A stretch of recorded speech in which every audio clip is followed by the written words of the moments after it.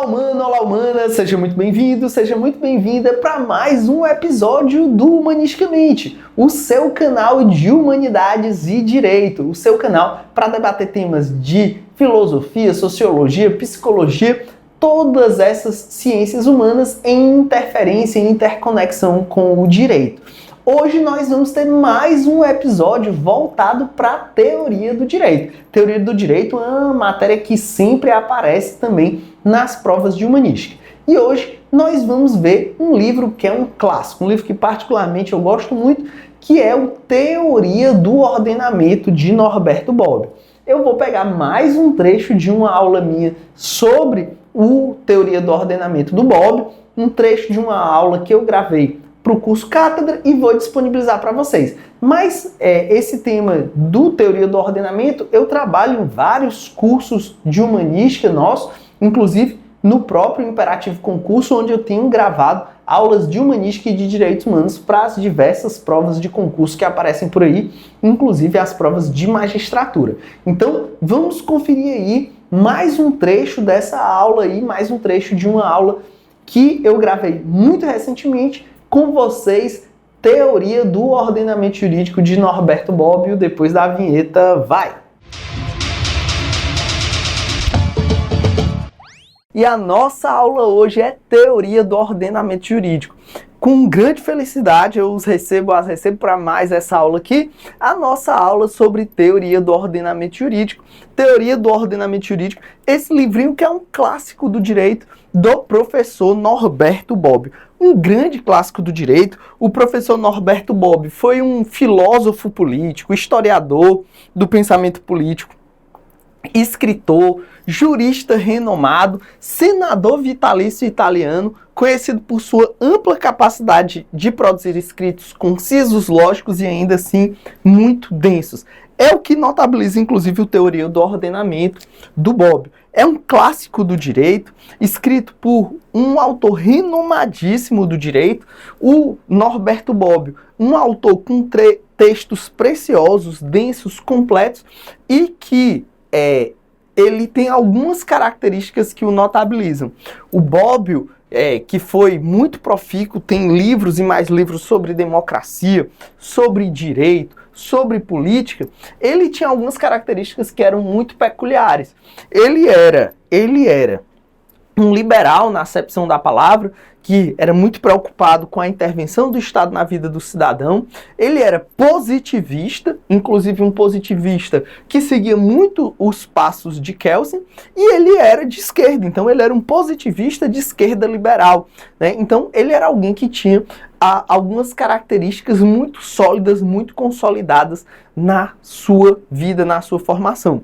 E ele escreveu esse livro, o Teoria do Ordenamento Jurídico, que na verdade é a continuação de outro livro que é igualmente um clássico, que é o Teoria da Norma, do Bobbio, né? Então o Bobbio tem o Teoria da Norma e tem o Teoria do Ordenamento. Os dois são meio que uma continuação um do outro. Para quem conhece a teoria pura do direito, é como se o Teoria da Norma fosse a estática do Kelsen e o Teoria do Ordenamento fosse a dinâmica kelseniana. Então, o Teoria da Norma analisa a norma em si, o que faz a norma jurídica ser norma jurídica. E o Teoria do Ordenamento analisa essa norma em operação dentro do sistema. E o Teoria do Ordenamento, já no seu começo, ele parte desse pressuposto. Então, o primeiro capítulo é justamente o capítulo da norma ao ordenamento, em que o Bobbio, ele deixa claro que vai dar uma continuidade à análise jurídica, porque o que ele estudou no Teoria da Norma não é suficiente para compreender a concepção do que é o direito, de como o direito opera. No Teoria da Norma, ele passa o tempo todo tentando distinguir a norma jurídica das outras normas. Eu li esses dois livros, já dei muitas aulas sobre esses dois livros mais de uma vez, e eu gosto muito dos dois, mas sem dúvida o Teoria do Ordenamento é muito mais legal que o teoria da norma. O teoria da norma é um pouco mais árido, um pouco mais chatinho, ele fica o tempo todo ali tentando distinguir a norma jurídica da norma moral, a norma jurídica das normas religiosas, das normas éticas. Ele explica no teoria da norma que nós, seres humanos, nós somos regidos por tantas normas quanto seriam os grãos de areia de uma praia. E algumas dessas normas são as normas jurídicas. E aí a grande preocupação dele no teoria da norma é o que faz a norma jurídica diferente das demais normas. E ele parte, no teoria do ordenamento, desse conceito de norma jurídica.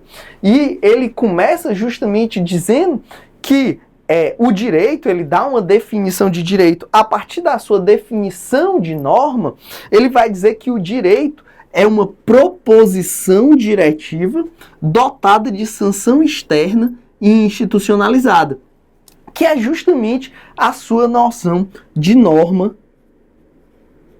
jurídica. Ele vai passar páginas e mais páginas explicando, no teoria da norma, que a norma é um comando, que a norma ela é propositiva, e vai dizer o que vai ter de comum da norma jurídica para as demais normas, as normas religiosas, morais, éticas, etc. E ele vai chegar, no teoria da norma, à conclusão de que o que diferencia, o grande aspecto diferencial da norma jurídica é que a norma jurídica é dotada de uma sanção externa institucionalizada.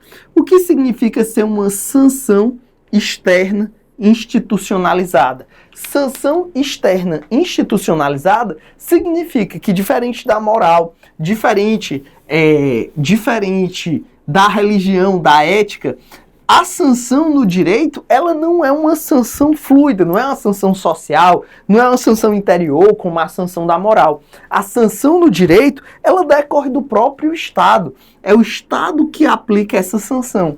Então, a norma jurídica é uma proposição normativa, é uma proposição diretiva, e por via de consequência o direito também é uma proposição diretiva com sanção externa institucionalizada. Eu vou explicar isso aqui com calma para a gente não se perder. Então, é uma proposição diretiva. As normas, né, e o direito como um todo é uma proposição diretiva dotada de sanção externa e institucionalizada. O que significa ser uma sanção externa e institucionalizada?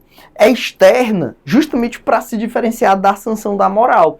A moral é fazer aquilo que eu acredito, aquilo que eu acho certo. Se eu faço uma coisa que eu acho errado, a sanção que eu vou ter é uma sanção moral, é culpa. É culpa, é me sentir mal, né? Posso até desenvolver recalques lá da psicologia, né? Traumas, mas é uma sanção interna, é uma sanção que eu inflijo a mim mesmo. Já a sanção do direito é externa, são terceiros que vão aplicar a minha pessoa e é institucionalizada porque esses terceiros são justamente o Estado. Então, o Bobbio, no teoria da norma, ele vai chegar à conclusão de que as normas são proposições diretivas dotadas de sanção externa institucionalizada. Só que ele vai dizer que simplesmente dizer o que é a norma, dizer o que é o direito sobre essa perspectiva estática não é suficiente, porque tem uma série de questões que não são respondidas pelo simples fato da gente saber o que a norma jurídica é. Porque as normas, elas não existem sozinhas, elas existem em pluralidade, elas existem num conjunto, né? Então, são múltiplas as normas do sistema e por isso que é preciso sair da norma para o ordenamento, estudar a complexidade do ordenamento jurídico. Então, não é possível analisar apenas a norma, é necessário analisar o ordenamento jurídico enquanto um sistema de normas jurídicas ou um sistema normativo. Então, é a ideia de que o ordenamento é um sistema de normas. Não basta a gente analisar a questão da norma jurídica. É importante a gente saber o que é a norma jurídica, é importante distinguir a norma jurídica da norma social, da norma moral, da norma ética, da norma religiosa, mas simplesmente saber o que é uma norma jurídica não responde, porque tem vários problemas que vêm da inter-relação entre normas. Então, a gente já começa deixando claro que ordenamento jurídico, tal como eu acredito que vocês já saibam, o ordenamento é um sistema de normas jurídicas, um sistema normativo. E falar em sistema de normas, no plural, normas jurídicas, já deixa claro um conceito que é primordial na ideia de ordenamento de Bobbio, que é a ideia de pluralidade. Um pressuposto básico, e por isso que não é possível falar apenas da norma, é preciso sair da norma para o ordenamento, é preciso sair da estática para a dinâmica jurídica, para usar os termos do Teoria Pura do Direito do Kelsen, é preciso fazer essa migração, porque não é possível o ser humano viver dentro de um sistema que só tem uma norma. O direito pressupõe uma pluralidade de normas. É por isso que a gente fala em ordenamento jurídico, né? É algo pressuposto da ordenação jurídica que são múltiplas as normas que regem a vida humana. Isso pode parecer uma coisa muito óbvia, muito evidente, mas do ponto de vista de um cientista como o Bobbio, ele tinha que esgotar esse raciocínio. E por isso, no Teoria do Ordenamento, ele não simplesmente diz, é óbvio que o ordenamento jurídico ele é múltiplo, ele é plurimo, tem várias normas. Ele vai analisar se, do ponto de vista jurídico e normativo, se seria possível um ordenamento jurídico com uma única norma. E aí ele vai dizer, algumas pessoas podem pensar, e alguns já chegaram a raciocinar, se seria possível um ordenamento com únicas normas. E aí essas únicas normas, elas poderiam ser, por exemplo, do seguinte tipo: tudo é permitido, ou então tudo é proibido, ou então tudo é ordenado. Só que, do ponto de vista lógico, nenhuma dessas normas únicas seria possível. Porque se, por exemplo, a gente falasse tudo é permitido, uma norma de tal gênero é a negação de qualquer ordenamento, como ele mesmo diz, porque se quisermos a definição do estado de natureza, que é a negação do ordenamento civil. Ele diz, tudo é permitido, mas uma norma de tal gênero é a negação de qualquer ordenamento jurídico. Ou, se quisermos, a definição do estado de natureza, que é a negação de todo ordenamento civil. E tem uma questão lógica, que é, se tudo é permitido, se as pessoas podem tudo, elas também podem proibir. E se elas podem proibir, já seria aí mais de uma norma. Da mesma forma, também é inviável do ponto de vista lógico, um ordenamento com a única norma sendo do tipo tudo é proibido. Por quê? Uma norma desse tipo tornaria impossível qualquer vida social humana, a qual começa no momento em que o homem, além de suas ações necessárias, está em condições de realizar algumas ações possíveis. Então, do ponto de vista lógico, tudo é proibido, também não é viável. E tudo é ordenado, também uma norma feita assim torna impossível a vida social, porque algumas ações possíveis estão em conflito entre si. Se tudo é ordenado, vai ser ordenado fazer e não fazer algo no mesmo momento. Então, isso não garantiria uma harmonia dentro do sistema. Então, são inconcebíveis sistemas com normas de conteúdo único como essas. Então, por isso que ele faz questão de deixar claro, é óbvio que todo sistema jurídico pressupõe uma pluralidade de normas, mas além de ter essa percepção óbvia, ele tenta exaurir esse argumento mostrando alguns tipos de ordenamento jurídico de norma única para mostrar que isso é inviável. Falar ordenamento jurídico de norma única, na verdade, já é uma contradição em termos.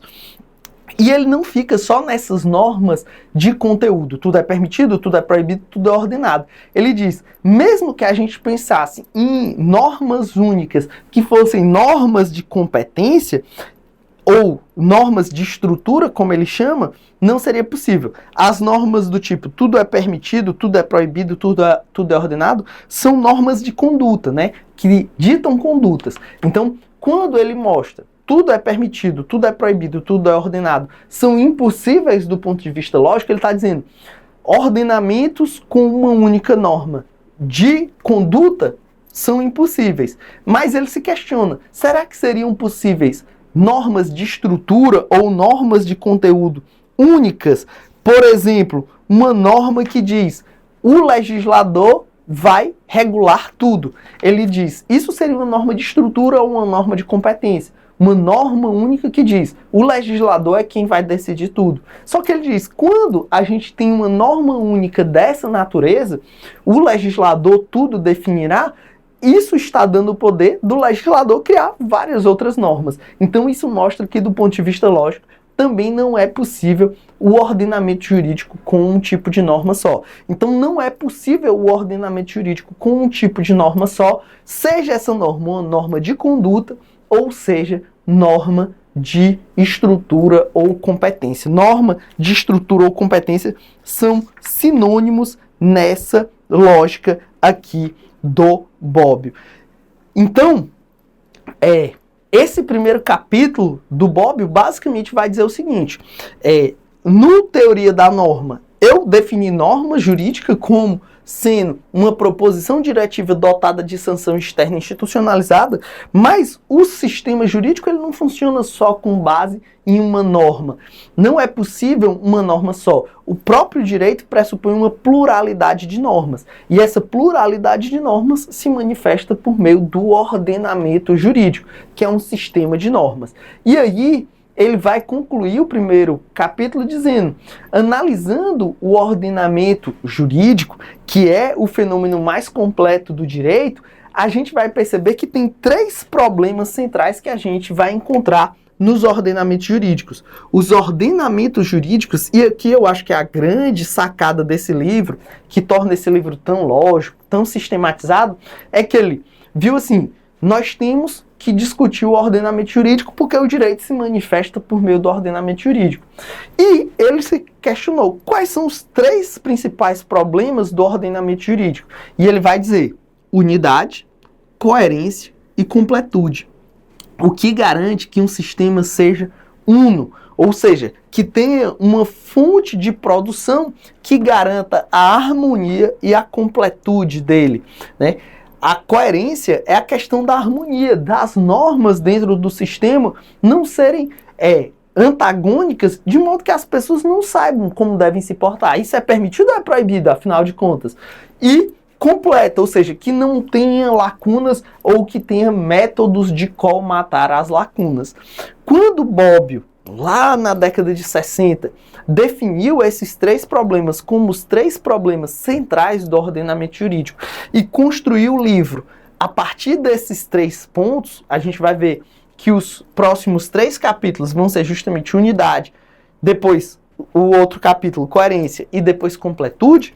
Ele estabeleceu problemas que são problemas dos ordenamentos jurídicos nos mais diferentes lugares e nos mais diferentes sistemas jurídicos do planeta. Então, ele conclui o primeiro capítulo justamente dizendo que esses são os 3 principais problemas do ordenamento jurídico, o que garante unidade, o que garante coerência e o que garante completude do ordenamento, porque isso é que vai justamente permitir uma operação do direito mais lógica, mais estável, resolvendo, por exemplo, questões como as fontes do direito, resolvendo eventuais antinomias e colmatando lacunas que esse ordenamento jurídico vem a ter. Então, esse é o grande tema do Teoria do Ordenamento do Bobbio.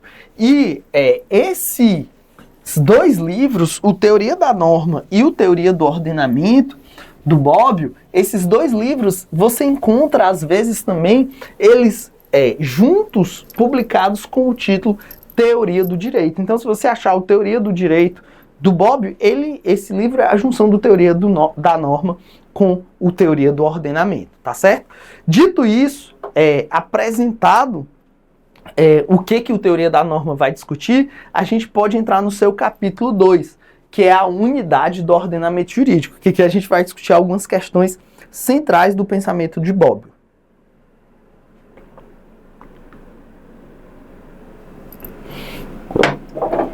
Então vamos lá. Unidade do ordenamento jurídico. A unidade do ordenamento jurídico relaciona-se ao problema das fontes do direito, que são os fatos ou atos dos quais o ordenamento jurídico faz depender a produção das normas jurídicas. Então, por que a gente discute unidade do ordenamento jurídico?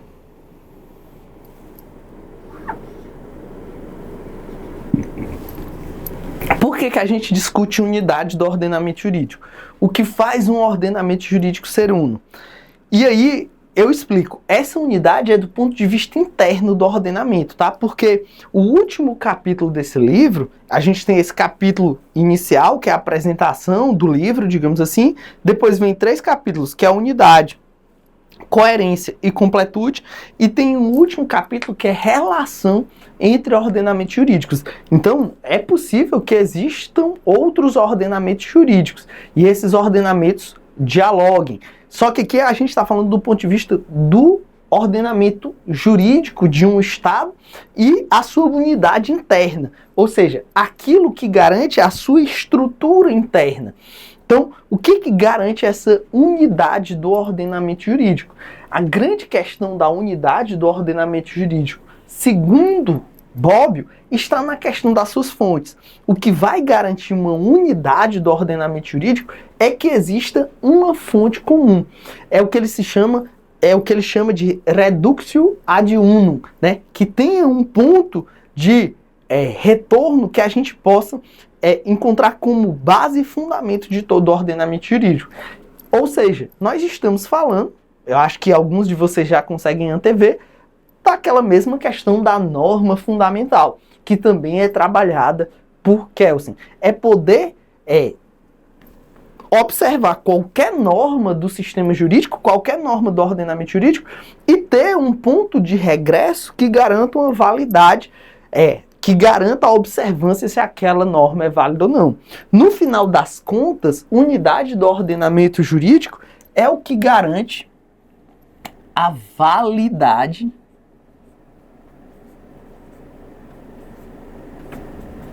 das normas jurídicas.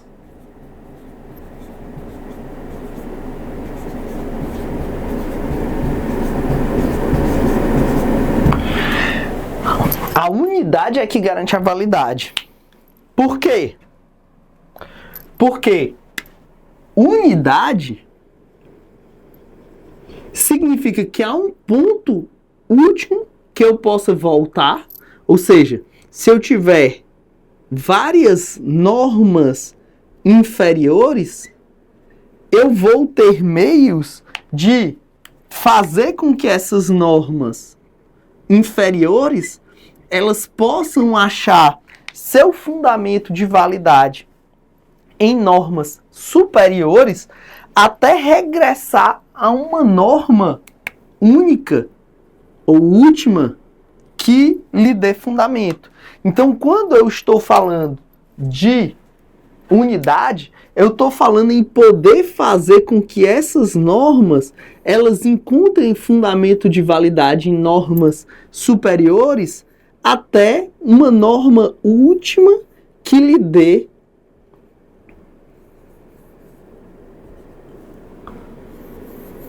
validade. E a gente vai ver que isso também é o que garante, o que a gente vai discutir no próximo capítulo, que é o que garante também a própria harmonia ou coerência do sistema. A gente já vê aqui que nós vamos voltar à velha questão de sempre de o ordenamento funcionar como uma estrutura piramidal, né, com degraus, um ordenamento escalonado em que tudo vai poder voltar até a fonte última ou única, que é a norma fundamental, né, que é essa norma de cúpula que vai garantir essa unidade de todo o sistema. Isso é muito importante e isso nos leva a uma reflexão importante, que é o seguinte, que Bobbio relaciona a questão da unidade com a questão das fontes do direito. Lá em ED, na velha e boa disciplina de ED, das faculdades, Introdução ao Estudo do Direito, a gente aprende aquele conceitozinho bobo. Fontes do direito é de onde nasce o direito. Assim como a fonte d'água é de onde brota a água, a fonte do direito é de onde brota o direito. Então, quando ele diz que a unidade, que é a possibilidade de fazer reductio ad unum, voltar qualquer norma a uma norma de base, e ele relaciona isso com as fontes do direito, ele está dizendo o seguinte: ter uma fonte comum de nascimento do direito é o que garante a unidade do ordenamento. Então, ter uma fonte comum de nascimento do direito é o que garante que haja uma certa unidade desse ordenamento. E a gente vai ver o conceito de validade depois, ele vai dizer que, inclusive, a validade é a gente poder encontrar essa norma dentro desse sistema escalonado. Então, eu fiz toda essa apresentação para, na verdade, a gente agora sim poder explicar a ideia de unidade de uma forma mais gradual. Então eu fiz uma exposição mais ampla, mas não se preocupe, porque agora a gente vai entrar minuciosamente ponto a ponto. Então a unidade do ordenamento se relaciona com o problema das fontes, porque fonte é de onde brota o direito e tem uma fonte única que garanta uma análise de cada norma do sistema, para que cada norma do sistema possa eventualmente ser analisada sua compatibilidade com as normas superiores até chegar a essa norma última, é o que vai garantir a própria validade do sistema. De acordo com o número de fontes, os ordenamentos podem ser classificados como simples. Se são muitas fontes, ele será complexo. Se são poucas fontes, o Bob vai chamar esse ordenamento de simples. Então, os ordenamentos jurídicos do mundo atual, obviamente, são ordenamentos jurídicos complexos, que têm várias fontes. Além da via ordinária, que é legislativa e derivada do poder constituinte, possuem outras formas de criação de normas. Então, uma fonte simples seria, um ordenamento simples, por exemplo, na visão de Bob, seria aquilo que o poder constituinte cria a Constituição, e a Constituição disciplina a criação de normas, e só a Constituição diz como as normas podem ser criadas, e tudo vai ser criado a partir da Constituição. Seria um ordenamento simples. Mas tem os ordenamentos complexos, e aí eu preciso que você entenda o que é um ordenamento complexo. Um ordenamento complexo é aquele que diz que não só o poder constituinte, com as normas internas a esse próprio ordenamento criado por essa Constituição, cada nova Constituição cria um novo ordenamento jurídico, né? Não só as normas desse ordenamento criado pelo poder constituinte, mas quando o próprio poder constituinte admite que outras normas sejam reconhecidas, ou seja, tenham outras fontes criadoras do direito, a gente vai falar em ordenamentos jurídicos complexos. E aí ele vai dizer que existem duas formas, por exemplo, de acolher normas ou de criar normas que não são normas originais ou nascidas dentro desse sistema diretamente, que são justamente a recepção e a negociação, né? A recepção e a negociação são formas, né, de reconhecer outros momentos criadores que não os formais institucionais daquele ordenamento. Então, ele diz o seguinte, ó, já no começo aqui do capítulo, ele diz: a complexidade de um ordenamento jurídico deriva do fato de a necessidade de regras de conduta numa sociedade ser tão grande que não há qualquer poder ou órgão com condições de satisfazê-las unicamente. E aí ele vai dizer: para vir ao encontro dessa exigência, o poder supremo recorre usualmente a dois expedientes: a recepção e a delegação, que eu vou explicar aqui para vocês. Então, o que acontece? O que acontece, segundo Bobbio, é que o ordenamento jurídico e os ordenamentos jurídicos do mundo contemporâneo, eles, em regra, eles são complexos porque não só o legislador que existe dentro e criado dentro desse ordenamento é que vai criar normas, também vai ser necessário ter fontes reconhecidas e fontes delegadas. Professor, não estou entendendo nada desde que o senhor começou a falar disso. Vamos lá, vou explicar bem direitinho para você. Não se preocupe não. Para Bobbio, vão ter as fontes do direito.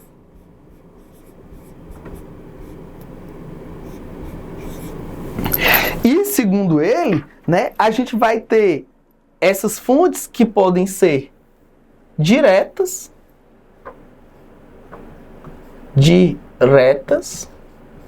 ou indiretas.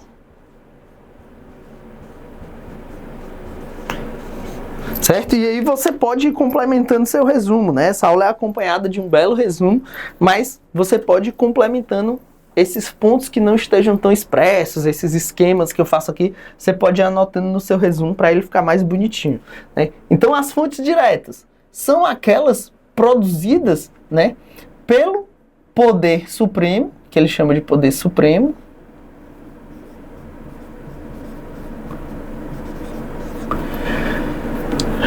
ou diretamente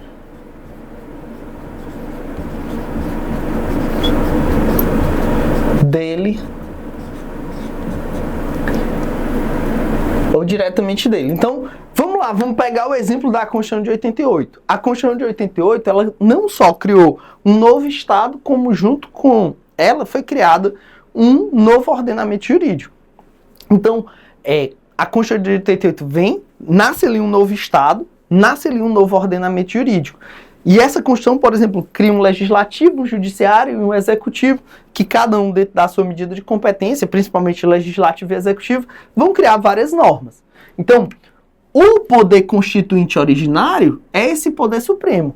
Ao criar a Constituição, ele já está criando uma fonte direta do direito na visão do Bobbio.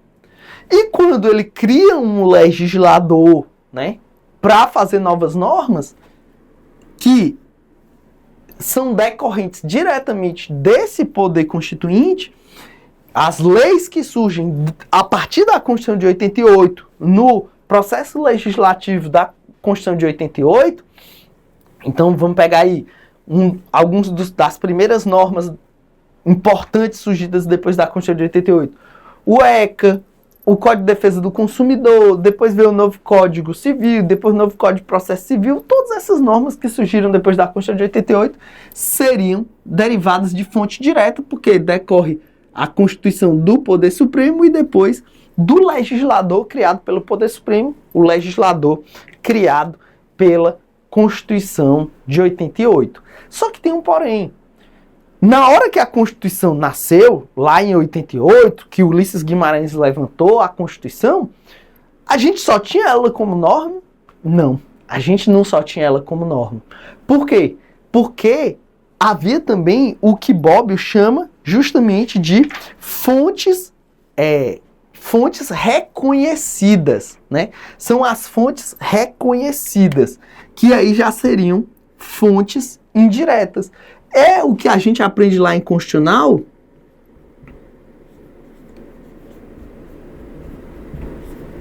Essas fontes reconhecidas são o que a gente aprende lá em Constitucional como recepcionadas.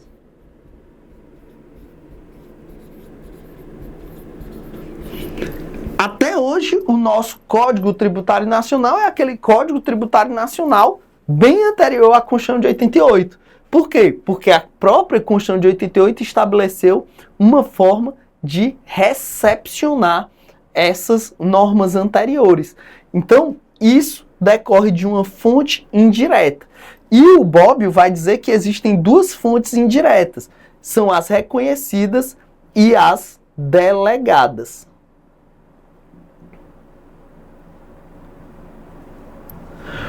É justamente esse trecho que eu li para vocês em que o Bobbio diz o seguinte, que a complexidade de um ordenamento jurídico é tão grande que não tem como o legislador sozinho criar todas as normas para reger os comportamentos humanos. Por isso que ele reconhece, ele recepciona, ele também usa o termo recepção para falar de reconhecimento, ele fala recepção de normas já prontas, produzidas por ordenamentos diversos e precedentes.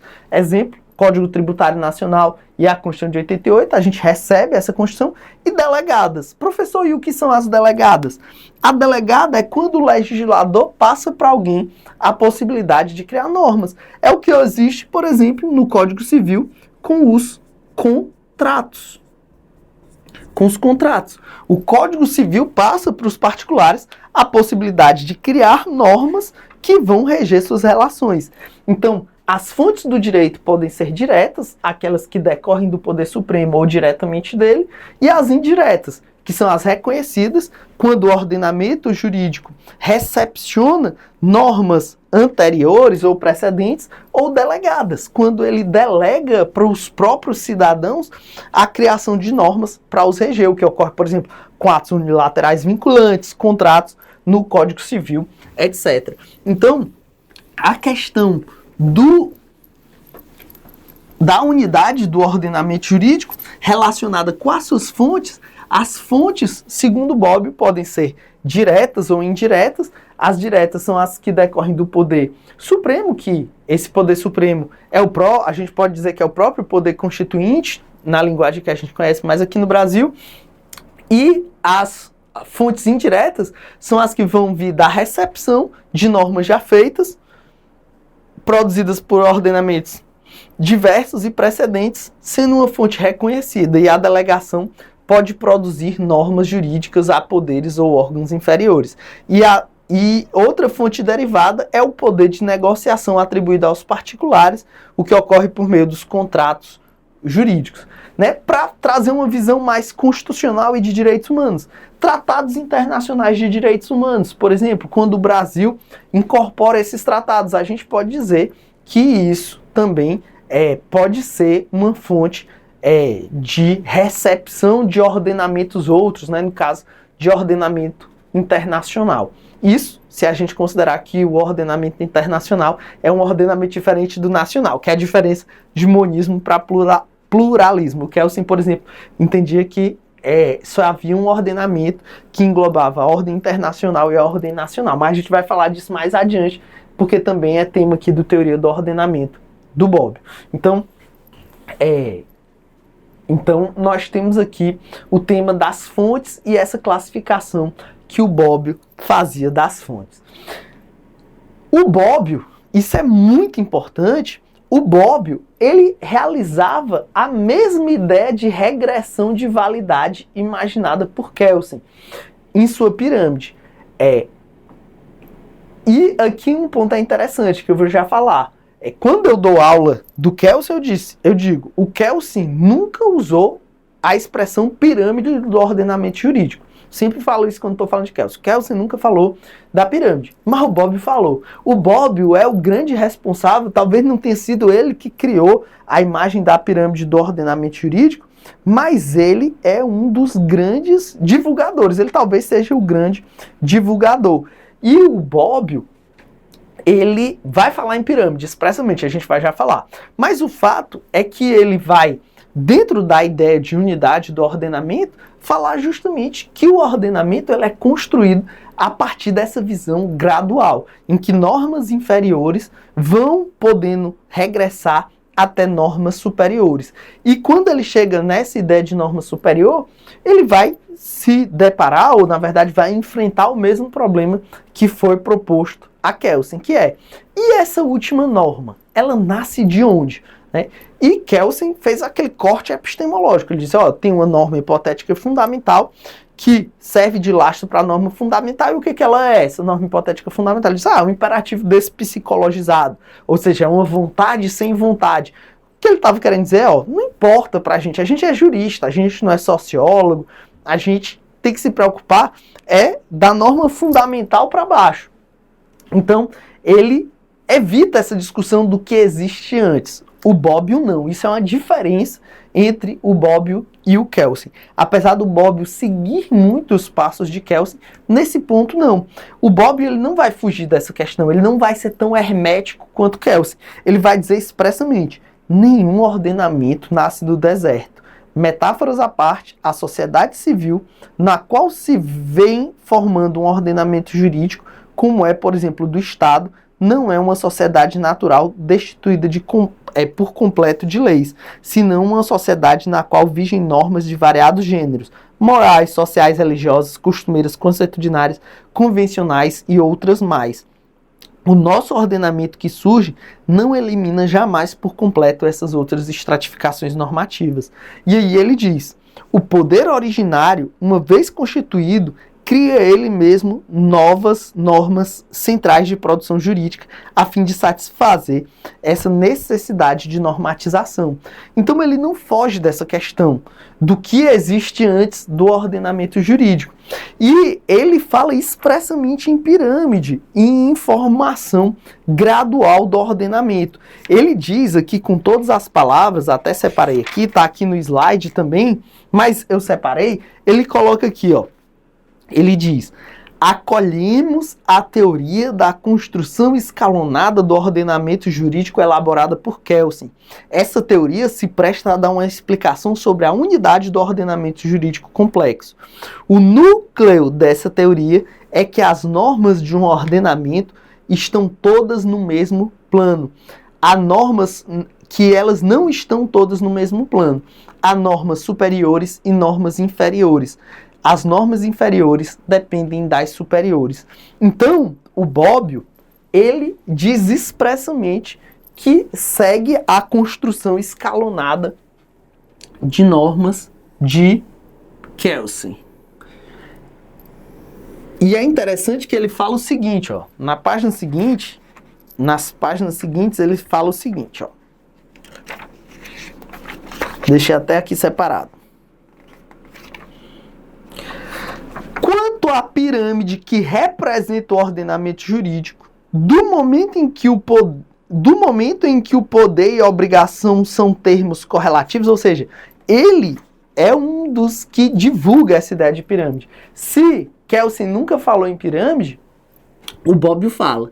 Então ele defende que o ordenamento jurídico funciona como se fosse uma pirâmide, uma construção gradual. Como ele mesmo disse, eu li para vocês, nem todas as normas estão em todos os planos, existem normas inferiores.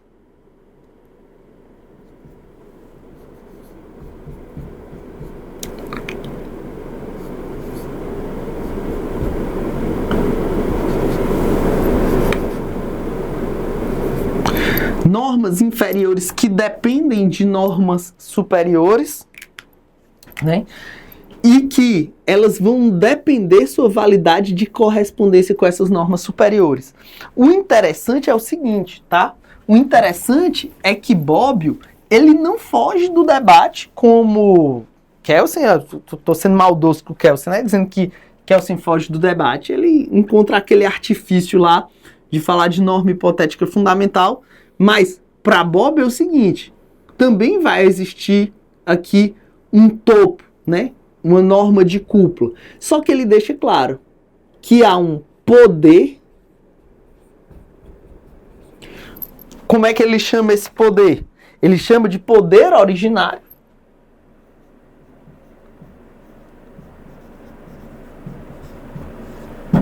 Ele chama isso de poder originário, que é o poder criador. Não é nada mais, nada menos do que o nosso velho e bom poder constituinte originário, né? Ele chama só de poder originário, né? Que é o poder que cria, né, esse ordenamento jurídico, né? É o poder que cria esse ordenamento jurídico. Então, ele fala expressamente nesse poder originário, esse poder que cria o ordenamento jurídico. E aí, a partir disso, vai ter uma construção escalonada desse ordenamento. Então a gente vai ter aqui, ó, realizando uma regressão de validade, ou seja, normas inferiores buscando fundamento de validade nas normas superiores, tal qual imaginado por Kelsen em sua pirâmide, podemos chegar às fontes, que a fonte é o poder originário. Ele não foge dessa questão. O que está além da norma de cúpula? O poder originário. Mas ele não é a fonte direta de todas as normas, posto que um ordenamento não nasce do deserto. Antes disso, normas jurídicas já haviam Antes de normas jurídicas já haviam normas morais, sociais, religiosas, consuetudinárias, etc. Portanto, o poder originário é tal quando considerado um fator jurídico de criação das normas jurídicas, o que é a limitação externa desse poder. Então, o que está além da norma de cúpula? Esse poder originário que a cria. O poder originário também não pode ser responsável por criar todas as normas necessárias ao pleno funcionamento da sociedade. Portanto, ele delega a fontes derivadas essa criação. O ordenamento jurídico, além de regular o comportamento das pessoas, regula também o modo pelo qual se devem produzir regras. Dessa forma, as normas de comportamento, que são as normas de conduta que a gente já falou, né? As normas que determinam como as pessoas devem se comportar, essas normas de conduta, o Bobbio chama também de normas imperativas de primeira instância, elas são criadas a partir das normas de estrutura, que, como eu já disse para vocês, normas de estrutura no pensamento de Bobbio são as normas de competência, que ele vai chamar de normas imperativas de segunda instância. São as normas de competência. Então, as normas imperativas de primeira instância são as normas de conduta.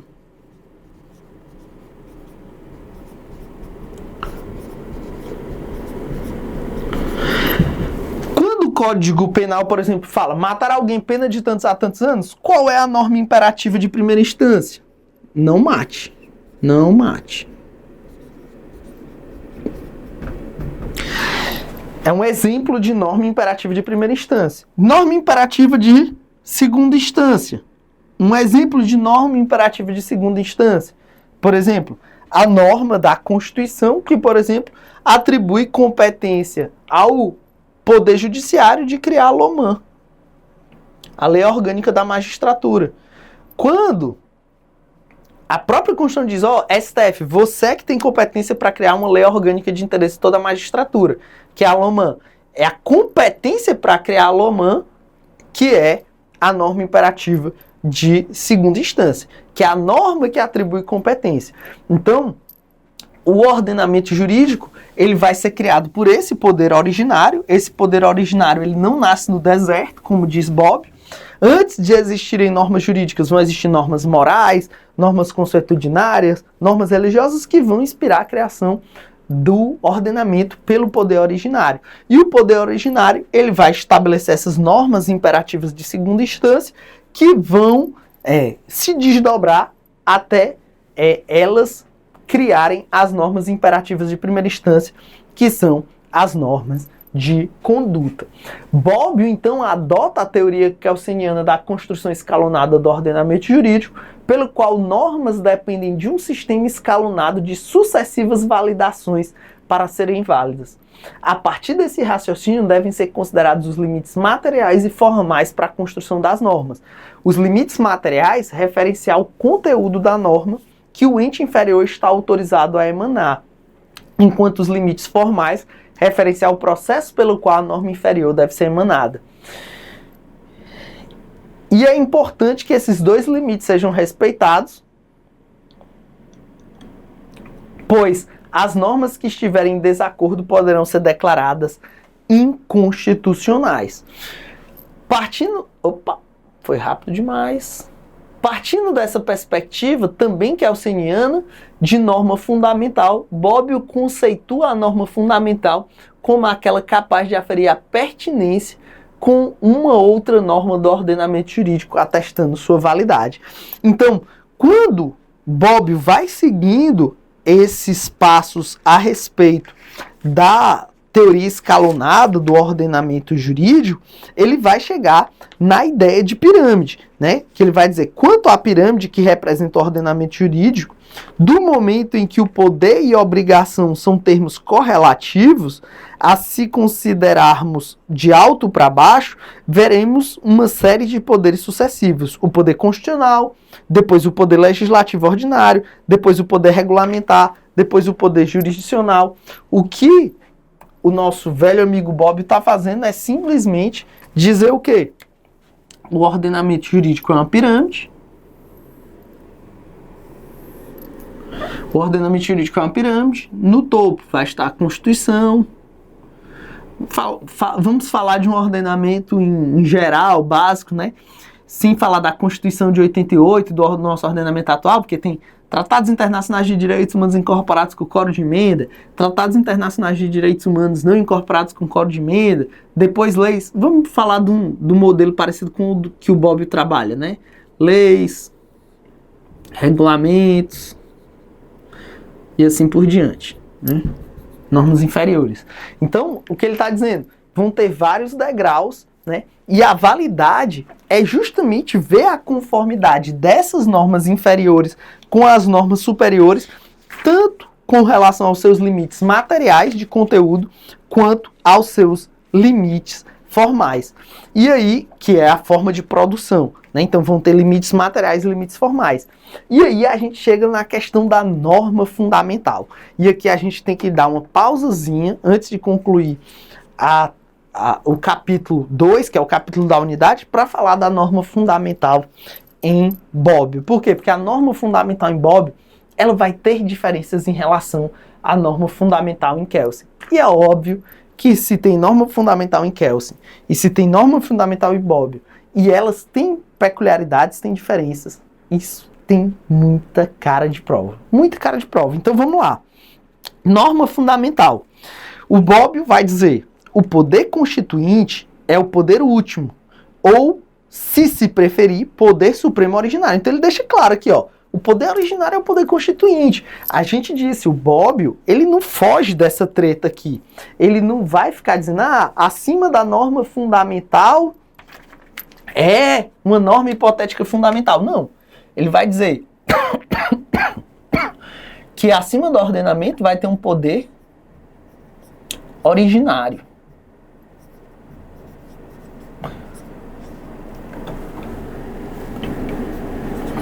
Originário. E é o poder constituinte. O poder constituinte é o poder último, ou, se preferir, supremo originário no ordenamento jurídico. Mas, se nós vimos que uma norma jurídica pressupõe o poder jurídico, vimos também que todo poder normativo pressupõe, por sua vez, uma norma que autorize a produzir normas jurídicas. Dado o poder constituinte como poder único, e aqui vem o grande pulo do gato, devemos pressupor, portanto, uma norma que atribua ao poder constituinte originário a faculdade de produzir normas jurídicas. E essa norma é a norma fundamental. Então aqui, ó, vai ter uma diferença grande entre Bobbio e Kelsen. E aí eu vou ter que apagar de novo e desenhar essa pirâmide outra vez. Na verdade, mais 2 vezes. Então vamos chamar aqui, ó. Vamos dividir aqui ao meio, mais ou menos. Vamos dividir aqui. Então vamos ver aqui, ó. Norma fundamental para Bobbio. E até mudar a cor. Norma fundamental para Kelsen.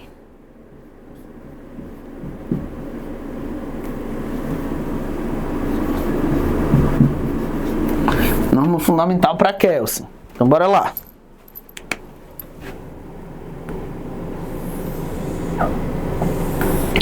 Os dois adotam um modelo piramidal. O Kelsen nunca chamou de piramidal, mas a gente sabe que era piramidal.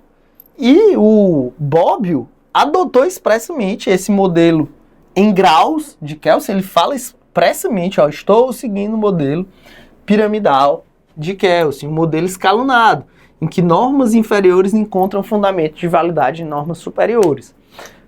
E, para Kelsen, sem sombra de dúvida, no topo aqui está a norma fundamental. Kelsen, no Teoria Pura do Direito, ele chega a dizer a norma fundamental é a constituição válida de um sistema.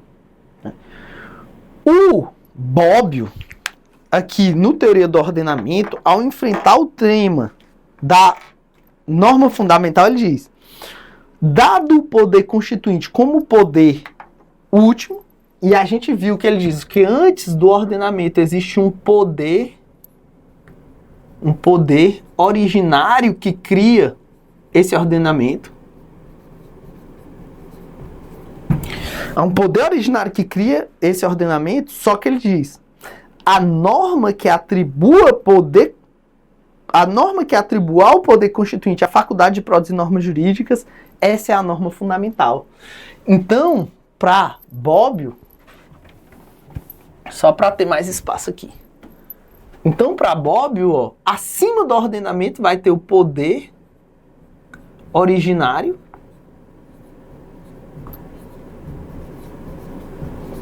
O poder originário que cria esse ordenamento. E onde é que a norma fundamental vai estar? Para ele, a norma fundamental vai estar aqui, ó.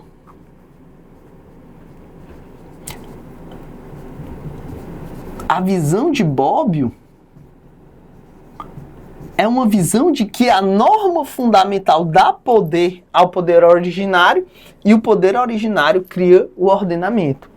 É bem diferente da visão de Kelsen. Para Kelsen, a norma fundamental é a norma posta no sistema. Ela está dentro do sistema. A norma fundamental está posta. Ela integra o sistema jurídico. Tanto que vão perguntar para ele: Kelsen, se toda norma encontra fundamento de validade em outra norma, qual é o fundamento de validade da norma fundamental? E aí ele vai falar: é a norma hipotética fundamental. Que essa aqui é pressuposta. Ela vem antes do ordenamento. O ordenamento, ó, começa a partir da pirâmide. Ela vem antes. Então, enquanto a norma fundamental é posta, a norma hipotética fundamental é pressuposta. Já para Bobbio, a norma fundamental é o que dá poder ao poder originário para o poder originário criar o ordenamento. Professor, e o que o Bobbio fala sobre poder originário? Ele não fala de poder originário. Ele não fala, porque esse poder originário ele seria uma coisa extrajurídica, o que não é uma preocupação para Kelsen, né? Eu falei Kelsen, eu falei Bobbio. O que Kelsen fala sobre poder originário? Ele não fala sobre poder originário, tá? Porque isso aí não é uma questão jurídica, tá? Para Kelsen, tá? Para Kelsen. Então, note-se bem. Ó, ele fala expressamente, ó. Note-se bem, a norma fundamental não é expressa. Palavras do Bobbio. A norma fundamental não é expressa. Pro Kelsen, a norma fundamental é posta, ó, dentro do ordenamento. A hipotética fundamental é pressuposta. Pro Bobbio, a norma fundamental não é expressa, mas nós a pressupomos a fim de fundamentar um sistema normativo. Para fundar um sistema normativo, ocorre uma última norma, além da qual seria inútil prosseguir. Em grossos termos, ou em termos rudes, em termos muito rudes, que talvez não sejam técnicos, mas são didáticos, e eu vou falar porque são didáticos. Então, assim, não escreva dessa forma na prova. Isso é só para você entender. É como se a norma fundamental para Bobbio fosse o que, quando a gente fala em Kelsen, a gente chama de norma hipotética fundamental. Certo? É como se para Bobbio, o que o Bobbio chama de norma fundamental fosse aquilo que, quando a gente fala de Kelsen, a gente chama de norma hipotética fundamental. Professor, e qual seria essa norma de cúpula aqui? A Constituição, certo? A norma de cúpula do sistema, ele fala expressamente, seria a Constituição. Pro Bobbio.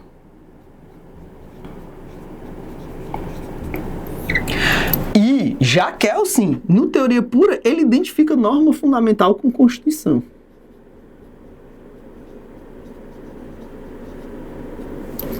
Certo? Então, é mais ou menos isso. Então, há diferenças entre norma fundamental em Bobbio e norma fundamental em Kelsen. Isso é questão de prova? Totalmente. Totalmente questão de prova.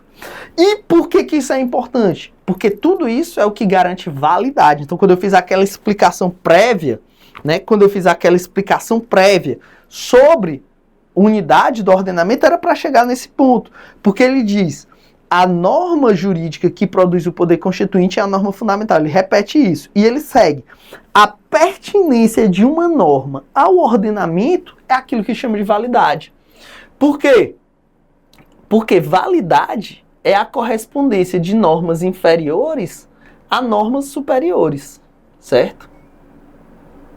Se eu posso encontrar essas correspondências e remetê-las até a norma fundamental, e a correspondência formal e material, que eles chamam de limites formais e materiais, isso é validade. Então, validade, então se cai na prova, o que é validade para Bobbio? Para Bobbio, validade é a pertinência de uma norma ao ordenamento jurídico. Se eu consigo analisar uma norma inferior e ela corresponde formal e materialmente a uma norma superior, e eu posso regressar tudo isso até chegar à Constituição, que foi criada pelo poder originário, e esse poder originário foi fundado numa norma fundamental, essa norma inferior é uma norma válida, certo? É uma norma válida. E aí, meus amiguinhos e minhas amiguinhas, nós chegamos ao último tópico do capítulo 2, que é um tópico essencial, que é o tópico direito e força. Porque o que acontece? Espero que todo mundo tenha entendido, né, a diferença entre norma fundamental em Bobbio e norma fundamental em Kelsen. Se persistiram dúvidas, pode mandar no grupo de WhatsApp ou pelo botão de dúvidas da plataforma. Então, ele conclui que só se pode falar em unidade do ordenamento jurídico se pressupõe como base deste uma norma fundamental com a qual possa direta ou indiretamente relacionar todas as normas do ordenamento. Então, só tem unidade o ordenamento jurídico porque todas as normas do sistema podem ser remetidas à norma fundamental. Só que aí, antes de concluir, depois de falar de norma fundamental, que é um dos pontos mais importantes da teoria do direito, né, seja para Kelsen, seja para Bobbio, antes de concluir, ele vai falar desse tópico direito e força. Porque ele vai dizer o seguinte, olha.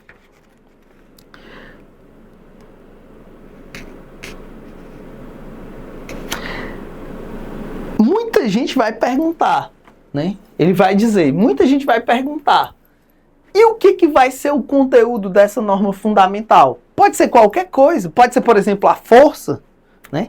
E aí ele vai dizer, a norma fundamental que obriga a obedecer os detentores do poder originário é aquela que legitima o poder originário, ou seja, a norma fundamental, qual vai ser o conteúdo dela? O conteúdo dela vai ser dizer, olha, cumpra o poder originário. Por quê? Porque o poder originário é o que teve a força de impor o sistema jurídico.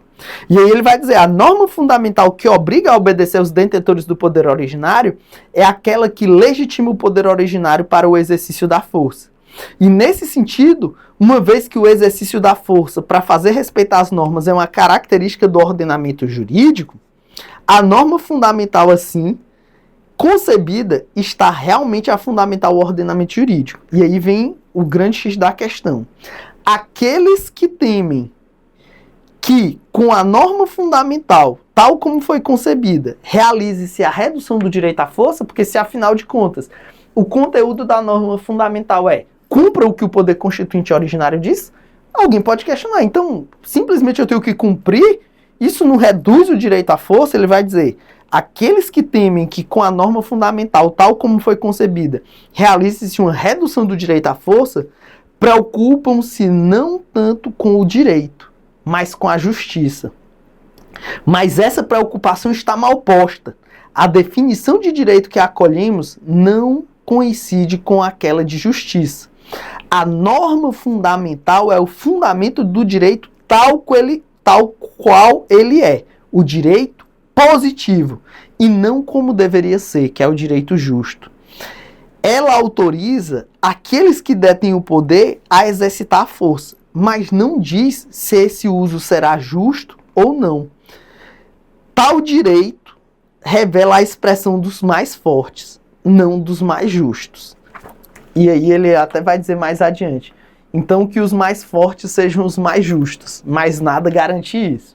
Então o que acontece? Ele está dizendo, ó, qual o conteúdo dessa norma fundamental? Força? Sim, força. Porque se esse foi o poder que foi capaz de impor o ordenamento, ele vai ter que ser seguido. Ah, e se for injusto? A preocupação com a justiça não é uma preocupação do positivista. Preocupação com a justiça é uma preocupação, pelo menos não de todos os positivistas. Hoje em dia tem o que se chama de positivistas inclusivistas, que são aqueles que buscam a legitimidade dentro da ordem posta, o que teria uma dimensão aí para além da simples norma. Mas o Bob é de uma geração que diz, olha, se você está preocupado com justiça, eu entendo a sua dor, mas não é no direito positivo que você vai encontrar. Essa é a maior expressão, é a expressão mais didática do que é ser positivista. Ser positivista raiz, né, como o Bob, né? Hoje em dia até os positivistas inclusivistas são mais soft nesse ponto. Mas ele diz, sobre direito e força, se a sua preocupação é que o direito seja reduzido à força, sua preocupação está mal posta. Porque essa é uma preocupação com justiça. E a preocupação com justiça é a preocupação do justnaturalista, e não do positivista. Então, sim, acaba que a norma fundamental tem relação com a força. Porque a norma fundamental diz, cumpra o poder constituinte originário. E o poder constituinte originário é aquele que teve a força de vencer outras visões de mundo, outras visões políticas e se impor o sistema. Então, sim, cumpra o ordenamento jurídico. Então, sim, há uma relação direta entre norma fundamental e força, o que mostra o positivismo de Bob. É isso, mano, é isso, mana. Espero que você tenha gostado de mais esse episódio. E aí eu deixo novamente o convite para você acessar no Instagram o @imperativoconcursos e no nosso site www.imperativoconcursos.com.br para conhecer nossos cursos de Humanística e de Direitos Humanos para Magistratura.